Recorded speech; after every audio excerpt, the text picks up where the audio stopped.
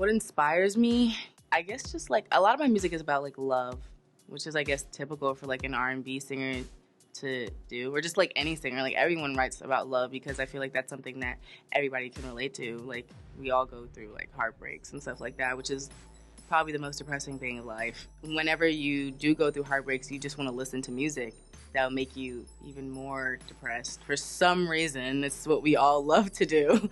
Everyone has like a sad song playlist, like their go-to songs when they just don't know what to do anymore with this relationship. So, you know, I guess I've been through like a lot of those situations. So just being in the studio, that's the main thing that I go to when it comes to writing, you know. The worst relationship advice I've gotten, I don't know, you know, because I don't really take people's advice when it comes to relationships. I kind of just make up my own things. My mom, she gives me a lot of advice.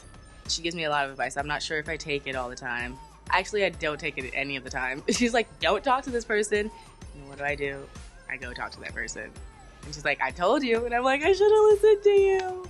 Everyone, they're just like, don't do this, don't do this, don't do this. But you know, I'd rather do it and be like, oh my gosh, like, I kind of messed up, and see what happens rather than not do it and be like, oh, I wish I did that. I wish I went to talk to that person, and I wish, like, because you never know what's going to happen. You really never know. Like, we all have like, oh, there's like a 90% chance this guy's going to curve you. But then that 10%, he might like be like, yo, what's good? So you never know. And I guess it's the same for guys, vice versa. But the best advice that my mom's given me was to put this dude on ice.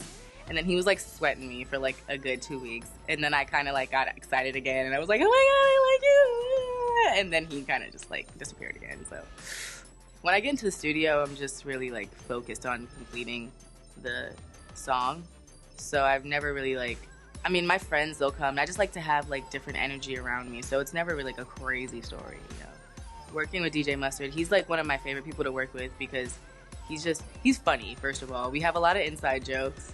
And so, like, I don't know, can I say this on here? The joke of all these sessions were D's nuts. So, like, we would catch each other all the time with D's nuts. Like, yo, you wouldn't believe who just called me, bro. Like, and he'd be like, who? And I'd be like, D's nuts. And so that was, like, the main joke of the whole entire, like, we were recording for, like, a week or two.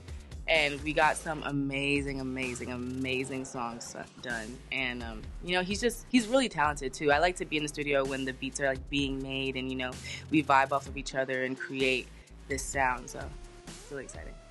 It was just a mutual understanding between me and Jay.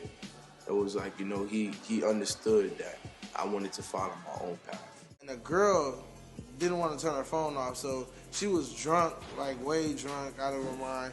So one of the homies tried to get her to give us her phone.